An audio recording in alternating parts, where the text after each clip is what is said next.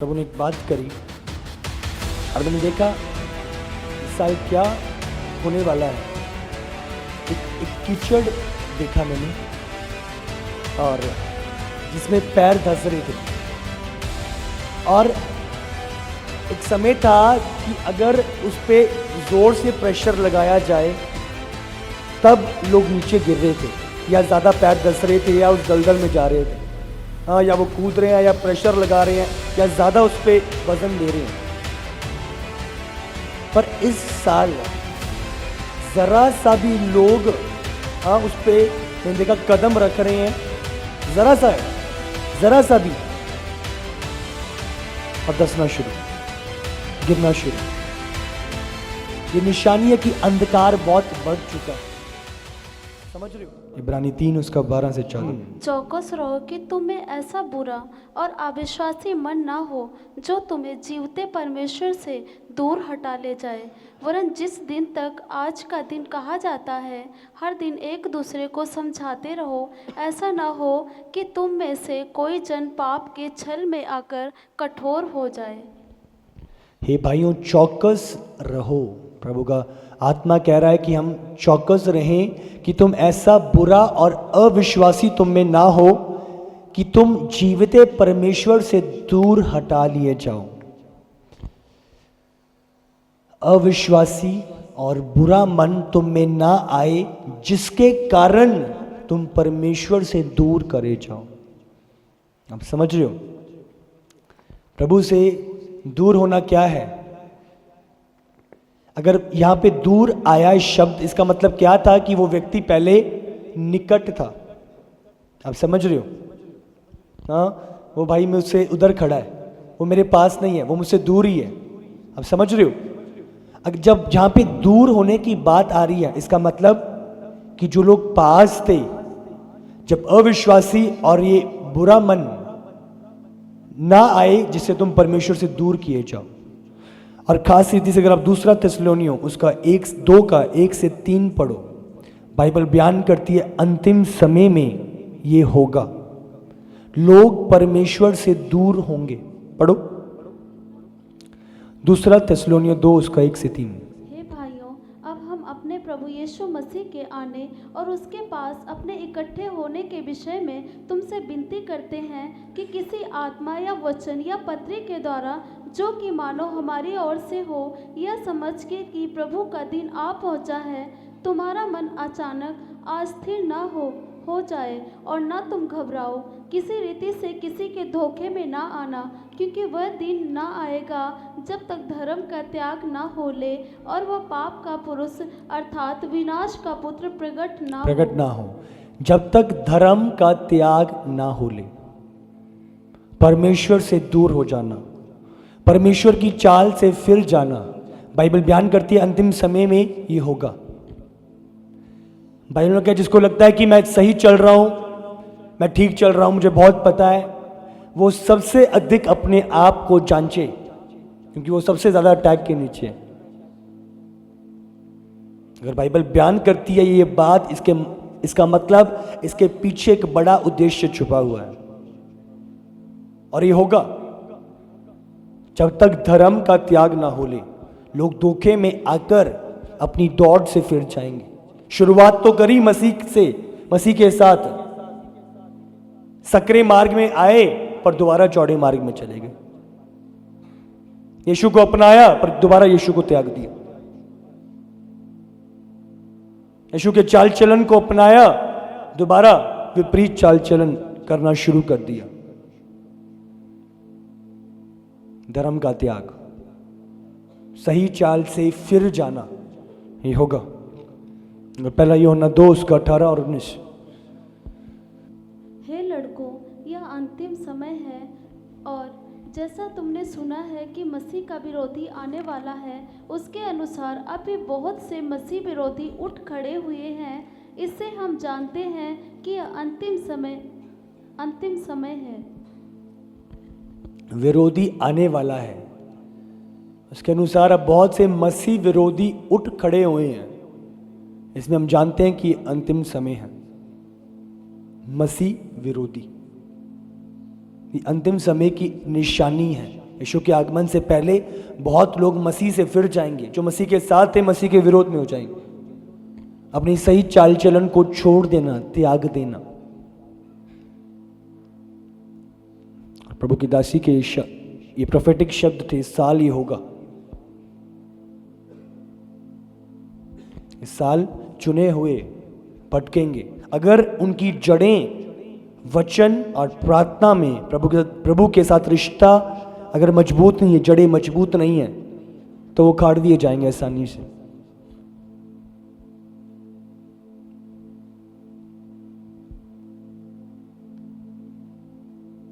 आज एक दर्शन प्रभु ने एक बात करी और मैंने देखा इस साल क्या होने वाला है। एक कीचड़ देखा मैंने और जिसमें पैर धंस रहे थे, और एक समय था कि अगर उस पे जोर से प्रेशर लगाया जाए तब लोग नीचे गिर रहे थे, या ज्यादा पैर धंस रहे थे, या उस दलदल में जा रहे थे, हाँ, या वो कूद रहे हैं, या प्रेशर लगा रहे हैं, या ज्यादा उस पे वजन दे रहे हैं। पर इस साल जरा सा भी लोग उस पे मैंने देखा कदम रख रहे हैं, जरा सा है, जरा सा भी, और धंसना शुरू, गिरना शुरू। ये निशानी है कि अंधकार बहुत बढ़ चुका है। आप समझ रहे हो? जरा सी भी छूट शत्रु को, और वो देर नहीं लगाएगा।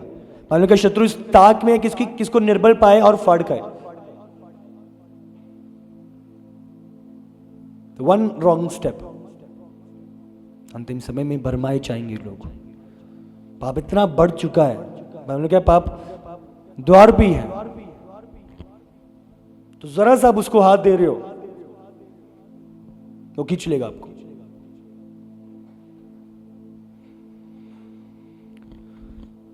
प्रभु से दूर हो जाना, प्रभु से हट जाना, अपनी मार्ग को त्याग देना।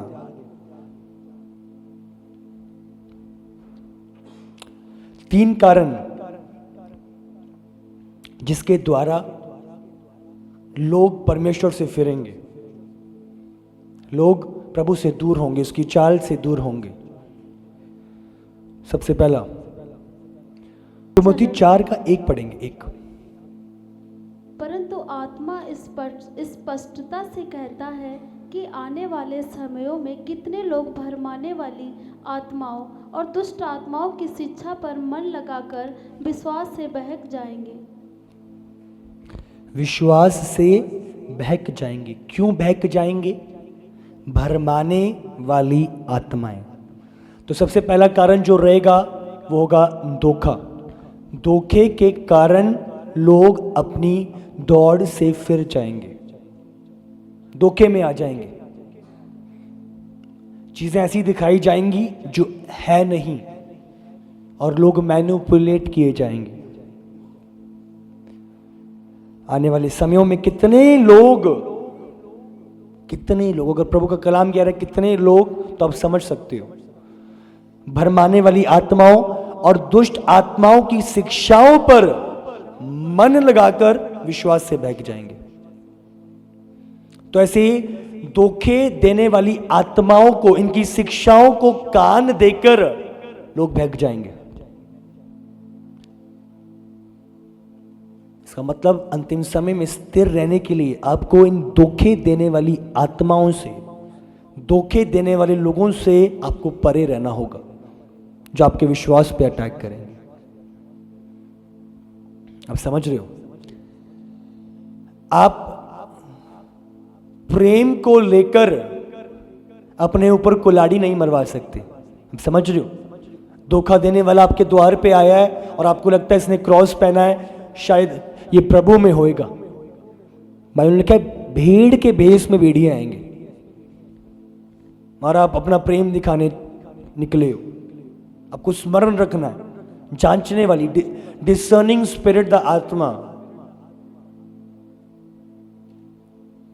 उसका मकसद क्या है? पौलुस कहता है किसने तुम्हें फिरा दिया है,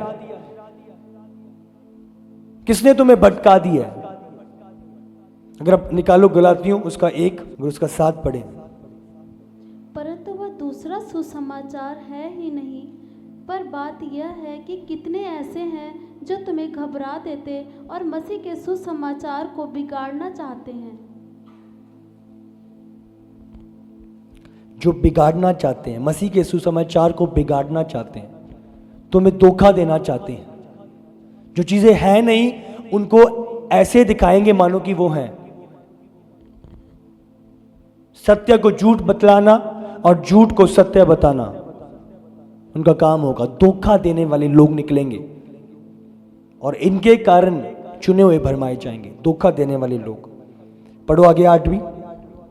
परंतु यदि हम यह स्वर्ग से कोई दूत भी उस सुसमाचार को छोड़ जो हमने तुमको सुनाया है, कोई और सुसमाचार तुम्हें सुनाए तो श्रापित हो। पढ़ो आगे। जैसा हम पहले कह चुके हैं वैसा ही मैं अब भी फिर कहता हूँ कि उस सुसमाचार को छोड़ जिसे तुमने ग्रहण किया है, यदि कोई और सुसमाचार सुनाता है तो श्रापित हो। तो श्रापित हो। ऐसे लोग निकलेंगे जो लोगों को भरमाएंगे, जो सुसमाचार के विपरीत उसको बिगाड़कर चीजों को पेश करेंगे। भेड़ के वेश में भेड़िए जो आत्मिक दिखाई देंगे बट होंगे नहीं। हमें सतर्क रहना है। जो सुसमाचार हमें मिला है, जिससे प्रभु ने हमारा उद्धार कराया, उसके विपरीत आप समझ रहे हो, लोग बाइबल में से शिक्षाएं निकालकर तरोड़ मरोड़ कर चीजें आएंगे, आपके घरों पे पहुंच जाएंगे, आपके गाड़ियों पे क्रॉस लग के अगर देखेंगे आपके पीछे पीछे आकर आपके घरों में घुसाएंगे। ਤੁਸੀਂ क्रिश्चियन हो, ਤੁਸੀਂ मसीह हो, अच्छा ਅਸੀਂ ਤੁਹਾਡੇ घर आना है, गल करनी है ਤੁਹਾਡੇ ਨਾਲ, और बाइबल लेके कहाँ से तरोड़ मरोड़ के चीजें पेश करेंगे और हमें लगेगा कि भाई ने क्रूस पहना है, हाथ में बाइबल है, शायद प्रभु का बंदा है, चलो इन्हों अंदर बुलाइए। प्रभु ने खास रीति से बयान किया है, अंतिम समय में धोखे के लोग निकलेंगे, धोखा देने वाले। और ये हमेशा याद रखो, ऐसे लोग छुप के काम करते हैं, आपको बोलेंगे किसी को बताना नहीं, अपने पास्टर से बात नहीं करनी, समझ रहे हो, किसी से। ये छुप के काम करने वाले भेड़िए हैं जो झुंड को तितर बितर करने के लिए शत्रु ने निकाले हैं, और प्रभु ने इनके विषय में पहले से सचेत कर दिया। धोखा देने वाले लोग, समझ रहे हो, बाइबल में से ही चीजों को तरोड़ मरोड़ के धोखा देंगे लोगों को। और सही चलते चलते वाले लोग, हाँ, प्रभु में चलने वाले लोग भटक जाएंगे, गलत शिक्षाओं को लेकर भटक जाएंगे। जो सुसमाचार तुम्हें मिला है उसके विपरीत अगर कोई भी, पौलुस लिखता है, कोई चीज लेके आ रहा है तो वो श्रापित है। जिस सुसमाचार से हमारा उद्धार हुआ है, हाँ, जहां आकर प्रभु ने हमें थामा, पकड़ा, हील किया, अपने कलाम से हमारा हाथ पकड़ के हमें उस नरक के दलदल से निकाल लिया। उस सुसमाचार के विपरीत अगर कोई कुछ लेके आ रहा है तो श्रापित है। तो सबसे पहला जो होगा वो धोखा वाली आत्माएं काम करेंगे। तो अपने सचेत रहना है, बच के रहना है, तो अपने आप को थामे रहना है, पकड़, अपने आप को सही संगति में बनाए रखना है, ताकि आप ऐसी चीजों का शिकार ना बनो, हम धोखे का शिकार ना बने।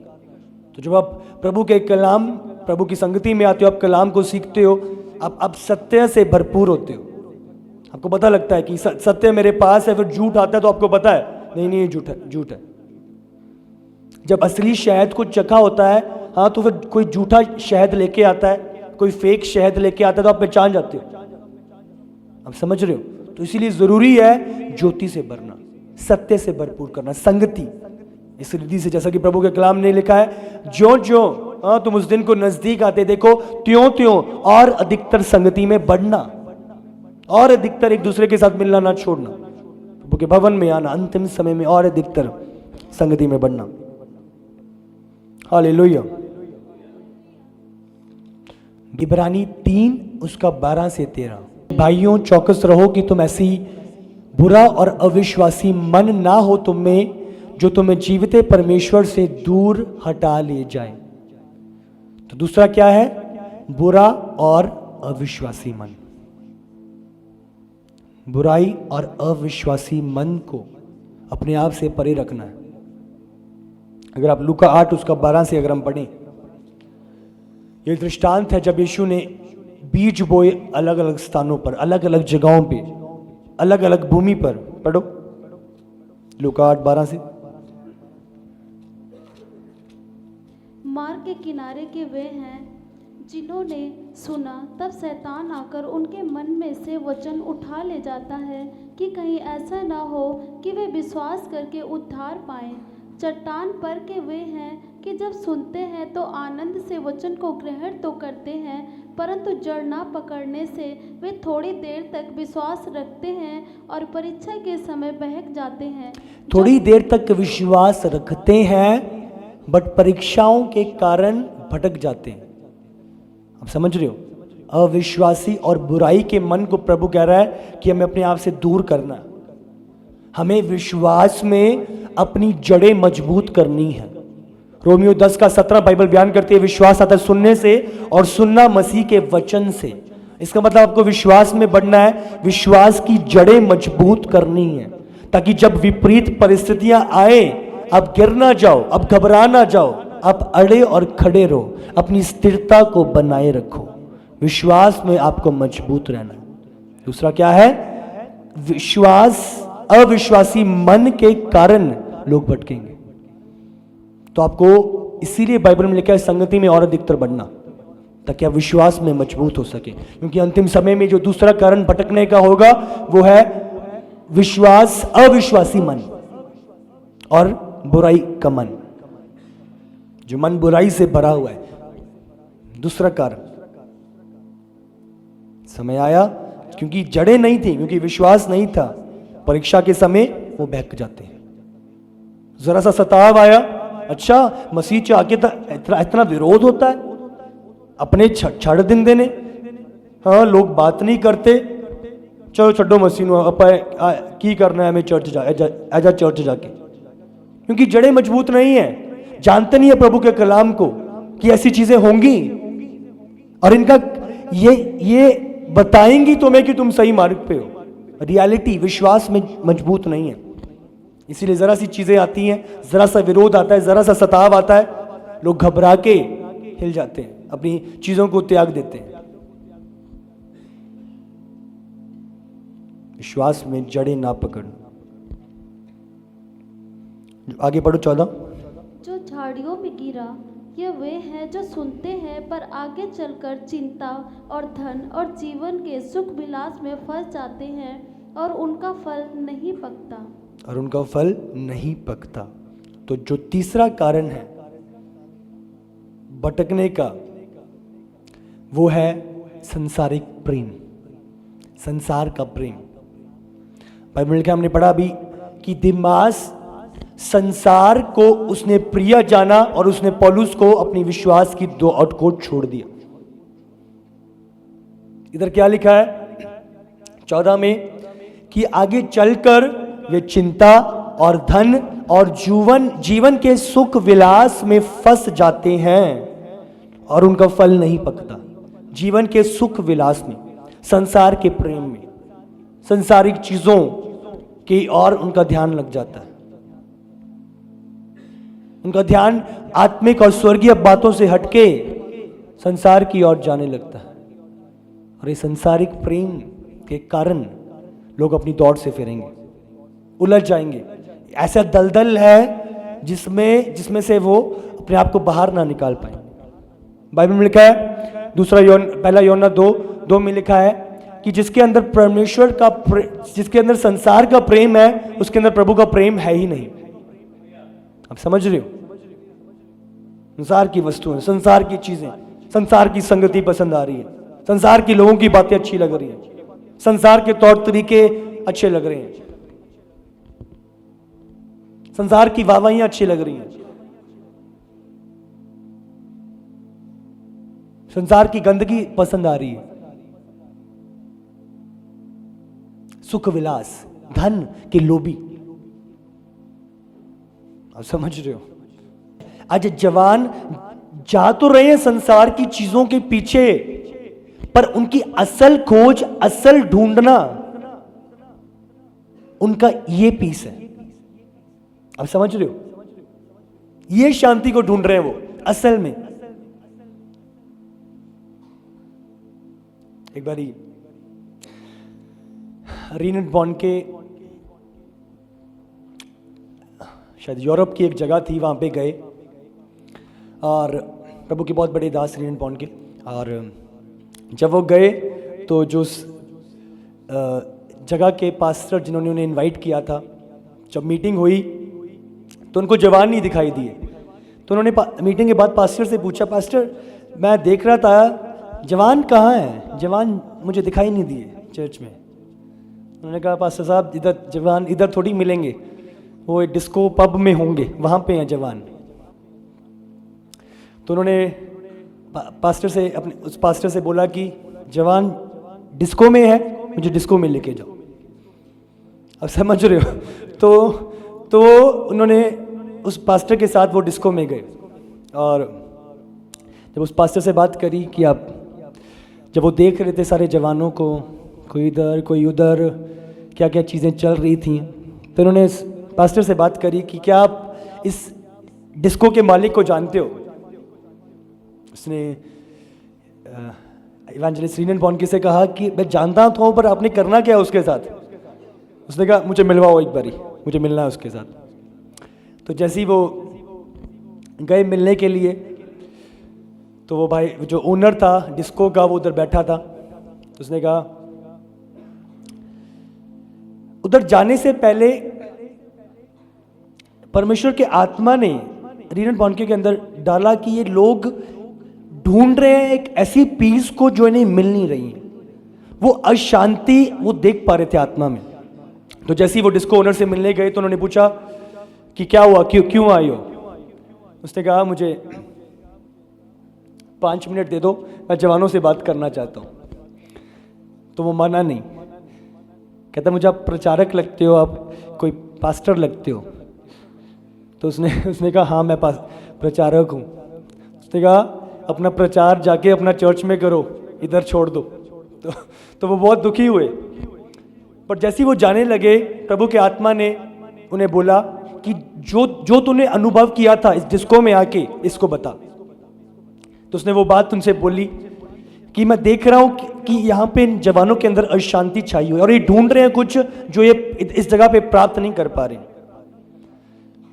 और वो डिस्को जो ओनर था वो हैरान, और वो पूछने लगा हाँ यही बात, हफ्ते से कुछ बहुत सारे लोग मेरे पास आ रहे हैं और ये चीज़ें चल रही हैं और मैं कुछ बता नहीं पा रहा हूँ उन्हें।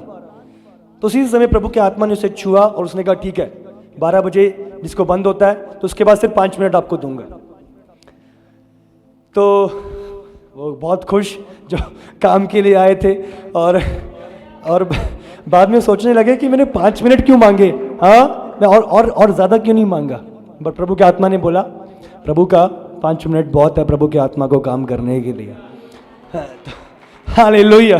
तो जैसी 12 बजे फटाफट उन्होंने माइक को पकड़ा, फटाफट जहाँ पे स्टेज था वो पहुँच गए और ज़ोर से चिल्ला के उन्होंने जवानों को बोला, जवानों जहाँ पे हो बस 5 मिनट के लिए बैठ जाओ। जवान इधर उधर देख रहे हैं कौन आ गया, क्या है क्या नहीं है। बट फटाफट उन्होंने, क्योंकि उनके पास 5 मिनट थे, तो समय ना वेस्ट करते हुए उन्होंने बात करना शुरू करी, यीशु के प्रेम के विषय में बात करना शुरू करी। और जब वो बोल रहे थे प्रभु की सामर्थ्य ने जवानों को छुआ।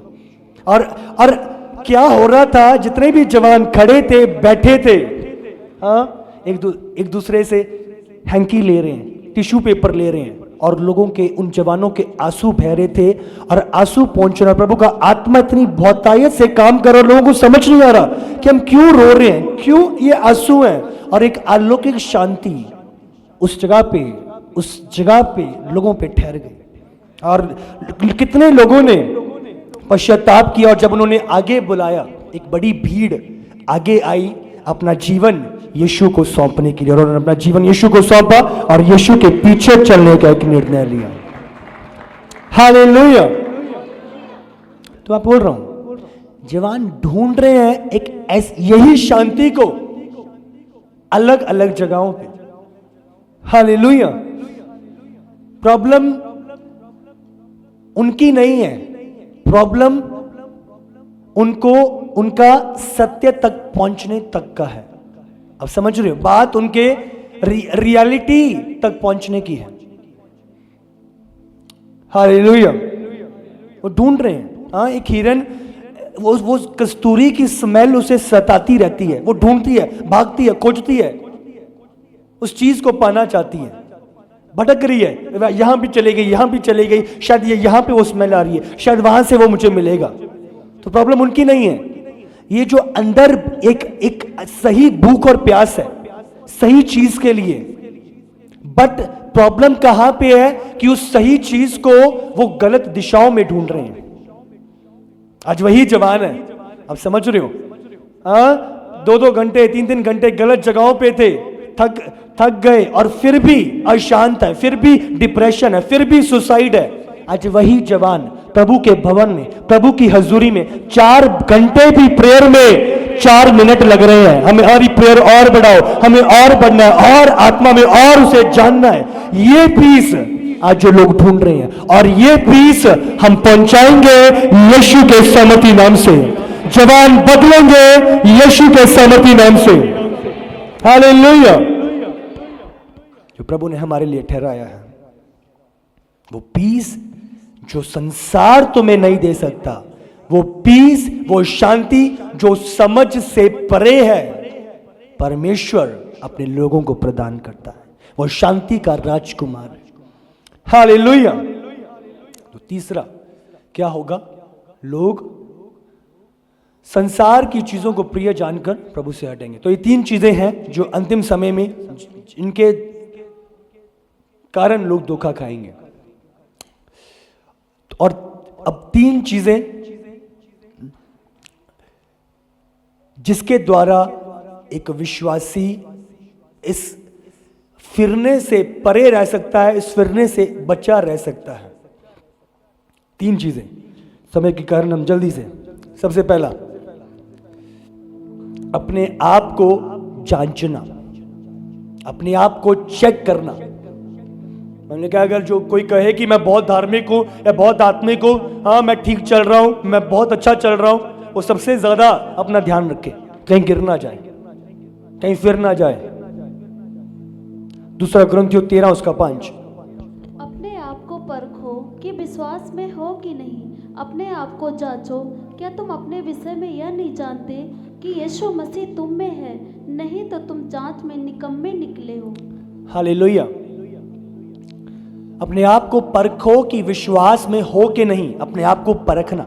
तो सबसे पहले आप परखते हो, मैं ठीक चल रहा हूं, मेरी संगति ठीक है, वचन में मैं ठीक बढ़ रहा हूं, अधीनता में आज्ञाकारिता में हूं कि नहीं। मैं अपने आप को जांचना, परखना, अपने आप को जांचो, परखो कि विश्वास में हो कि नहीं। हालेलुया। तो सबसे पहला अब चेक रखते हो, ये नहीं कि मैं ठीक चल रहा हूं, मैं 10 साल से मसीह में हूं, मुझे बहुत वचन पता है। अब चेक करो अपने आप को डेली, क्या मैं फिर तो नहीं रहा, क्या मैं संसार में उलझ तो नहीं रहा, क्या मैं अपने सकरे मार्ग पे हूं, क्या मैं धोखे में तो नहीं आ रहा। अब समझ रहे हो, अपने आप को चेक रखते हो आप। मत्ती 7:21-23 जल्दी से। जो मुझसे हे प्रभु कहता है, उसमें से हर एक स्वर्ग के राज्य में प्रवेश ना करेगा, परंतु वही जो मेरे स्वर्गीय पिता की इच्छा पर चलता है।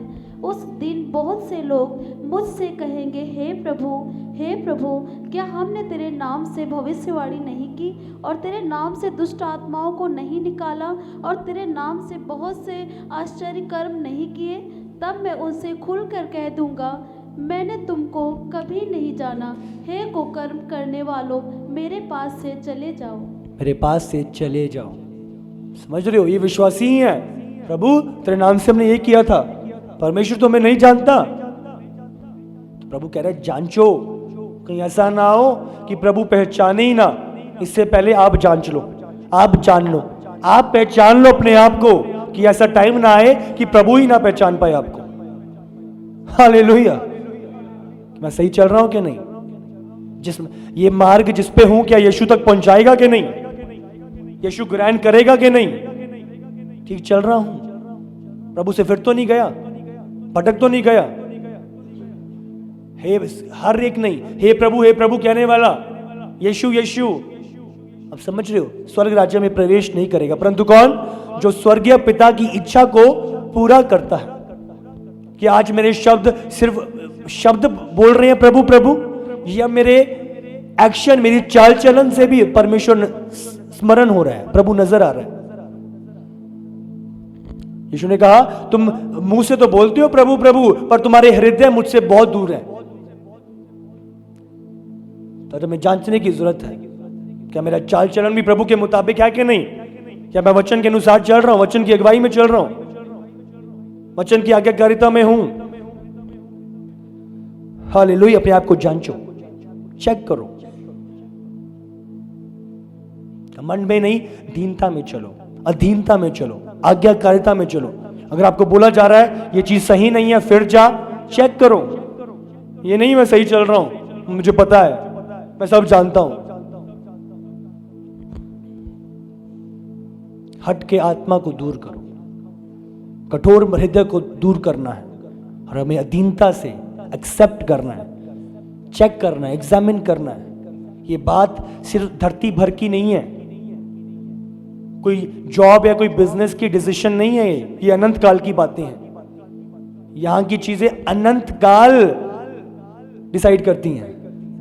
इसीलिए घमंड में नहीं, दीनता से चलो। दूसरा, पहला शमूएल 30 उसका 6। और दाऊद बड़े संकट में पड़ा, क्योंकि लोग अपने बेटे बेटियों के कारण बहुत शोकित होकर उस पर पथराव करने की चर्चा कर रहे थे। परंतु दाऊद ने अपने परमेश्वर यहोवा को स्मरण करके हियाव बांधा। परंतु दाऊद ने अपने परमेश्वर यहोवा को स्मरण करके हियाव बांधा। दूसरा है हियाव बांधना, अपने आप को परमेश्वर में प्रोत्साहित करना, बढ़ाना। विरोध आ रहा है, आप और अधिकतर प्रभु में बढ़ रहे हो। सताव आ रहा है, आप और अधिकतर परमेश्वर में प्रोत्साहित कर रहे हो अपने आप को। आप उसको स्मरण करते हुए हियाव बांधकर प्रभु में बढ़ रहे हो, प्रभु में चल रहे हो। तो दूसरा, आपको अपने आप को उत्साहित रखना पड़ेगा प्रभु में। चीजें हो रही हैं, ठीक नहीं चल रही, विपरीत है, पर अपने आप को प्रभु में उत्साहित रखना, ये जानते हुए कि हम कहां जा रहे हैं। अपने रिवॉर्ड की ओर स्मरण रखना। जिस समय स्तिफनुस पर पथराव हो रहा था, बाइबल बयान करती है उसकी आंखें स्वर्ग में खुली हुई थी। उसने यीशु को पिता के दाहिने ओर बैठे हुए देख लिया था। उसे कोई दर्द नहीं अनुभव हो रहा था। उसने प्रभु की ओर स्मरण किया, उसने हियाव बांधा। वो डरा और घबराया नहीं, समझौता नहीं कर बैठा, प्रभु को छोड़ नहीं दिया, त्याग नहीं दिया, पर प्रभु में बढ़ा, प्रभु में प्रोत्साहित किया अपने आप को, प्रभु की ओर फिरा, प्रभु की ओर गया, प्रभु की दिशा में बढ़ना। सताव, विरोध प्रभु से दूर नहीं और अधिकतर प्रभु के निकट लेके जाए, वो मेरी ढाल है। हालेलुया। प्रभु की ओर बढ़ना और अधिकतर प्रभु की ओर जाना। लोग रोकें, विरोध करें, और अधिकतर चिल्लाकर प्रभु के निकट जाओ और प्रभु में उत्साहित करना। हालेलुया। तीसरा, पहला तीमुथियुस 4 उसका 7 और 8। पर अशुद्ध और बूढ़ियों की सी कहानियों से अलग रह और भक्ति की साधना कर, क्योंकि देह की साधना से कम लाभ होता है, पर भक्ति सब बातों के लिए लाभदायक है, क्योंकि इस समय के और आने वाले जीवन की भी प्रतिज्ञा इसी के लिए है। तो तीसरा है भक्ति की साधना कर। इंग्लिश में exercise your self in the spirit. Spiritual exercise करना। देह की मेहनत से कुछ लाभ है, पर भक्ति की साधना हर बातों में लाभदायक है। हालेलुया। तो जब आप चर्च में आ रहे हो, हाँ अभी 21 दिन की उपवास प्रार्थना चल रही है, आप शामिल हो उनमें, आप कनेक्ट हो, 4 घंटे की प्रेयर्स चल रही हैं, तो आप एफर्ट बढ़ा के आत्मा की साधना में बढ़ रहे हो, आत्मा के कामों में बढ़ रहे हो, आप इनिशिएटिव लो, नहीं मैं भी उपवास रखूंगा, मैं भी प्रार्थना में जाऊंगा, मैं अपनी संगति और बढ़ाऊंगा, तो आप आत्मा के कामों में अपने आप को बढ़ा रहे हो, पुश कर रहे हो, एफर्ट लगा रहे हो, फोर्स के साथ उन चीजों में बढ़ रहे हो। हाँ, जब हम जिम जाते हैं लोग, हाँ सेट लगाते हैं, हाँ 15 के 3 सेट लगाने हैं आपने, आप समझ रहे हो। हाँ ट्रेनर जब बोलता है, जब लगा रहे हैं, हाँ अब रुका नहीं जा रहा, उस टाइम पे वो बोलता है 3 और लगाने हैं, हाँ मेहनत लग रही है, अब नहीं हो रहा, नहीं 2 और लगाने, अब समझ रहे हो। तो लग नहीं रहा, मुश्किल लग रहा है, बॉडी अलाउ नहीं कर रही, कैपेसिटी से आप बाहर जाकर आप पूरा करते हो, नहीं बोला है मुझे करना है, आप समझ रहे हो। इसी प्रकार भक्ति की साधना, एक एफर्ट लगाते हो, हाँ ये नहीं है कि बॉडी मांग रही है तो उसे खिलाना ही है, अब साधना कर रहे हो, नहीं एफर्ट लगा रहे हो। बॉडी मांग रही है, ठीक है मैं कंट्रोल रखूंगा, नहीं खाना, 21 दिन के लिए मुझे उपवास प्रे करनी है, 7 दिन के लिए मुझे उपवास प्रे करनी है, मैं संगति में जाऊंगा, प्रभु के भवन में जाके सेवा करूंगा। तो अब साधना के कामों में अपने आप को बढ़ा रहे हो। बाइबल में कहा परमेश्वर के कामों में बढ़ते जाओ, क्योंकि प्रभु में किया हुआ कुछ भी व्यर्थ नहीं है। Effort in the Lord when नहीं है। हालेलुया। तो ये 3 चीजें जिसको आपने स्मरण रखना है, इसके कारण आप बचे रहोगे, बने रहोगे और स्थिर रहोगे। अपने आप को आत्मिक साधना में, संगति में बढ़ाना, प्रभु के भवन में आना, लिपटे रहना, त्यों और अधिकतर इकट्ठे होना ना छोड़ना और बढ़ना। हालेलुया। संडे तो आए रहे हो, उसके अलावा और संगति में बढ़ने का। मैं तो हैरान होता हूं उनका क्या होगा जो संडे ही ईमानदार नहीं है। आप समझ रहे हो, आपको ये अंतिम समय बहुत कठिन आ रहा है। मैंने आपको बताया, जरा सा ही पैर लगाना और दसना शुरू, जरा सा। तो था कि ज्यादा वेट लगाओगे तब, अब जरा सा ही उसको मौका और वो तैयार खड़ा है।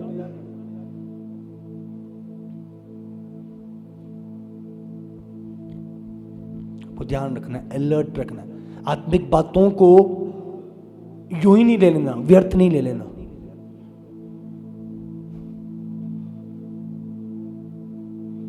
इस टाइम पे, इस साल इंस्टेंट रिजल्ट्स होंगे, इंस्टेंट रिजल्ट्स होंगे, आपको ध्यान रखना है। हनन्याह सफीरा की चीजें इस साल रिपीट होंगी चर्च में। जिन्होंने परमेश्वर के आत्मा के कामों को, परमेश्वर के जनों को हल्का जाना। आज लोग कुछ भी परमेश्वर के जनों के खिलाफ बोल देते हैं और उन्हें लगता है कि कुछ नहीं है। इस साल इंस्टेंट रिजल्ट्स उन पर आएंगे और उनकी जनरेशंस पे आएंगे। आपको बोल रहा हूं, जो परमेश्वर के अभिषिक्तों के खिलाफ चीजें बोल रहे हैं, आप समझ रहे हो, मैं बोल रहा हूं इंस्टेंट रिजल्ट्स इस साल। हनन्याह सफीरा, हाँ हमने तो इतने की बेची है, वो आसानी से अभिषिक्तों को झूठ बोल रहे हैं। और इस जगह पे जो पतरस खड़ा तो उसने कहा, किसने तुझे बोला कि तू प्रभु की आत्मा को झूठ बोले, परमेश्वर को झूठ बोले। आप समझ रहे हो, प्रभु का आत्मा उसके अंदर वास करता था। तो इस साल आपको बोल रहा हूं, अलर्ट रहना पड़ेगा कलीसिया में लोगों को। कुछ भी आप आत्मा के कामों को हल्का जान रहे हो, चीजें बहुत इस साल स्टीक होंगी, समझ से परे। आपको आत्मा में अलर्ट रहना पड़ेगा, अलर्ट। और अलर्ट कैसे? संगति में। Hallelujah, hallelujah. आपको ध्यान रखना है, आपको सचेत रहना है, हमें सतर्क रहना है। प्रभु ने कुछ चीजें हमें पहले से बता दी हैं। प्रभु में बढ़ते जाओ। हालेलुया।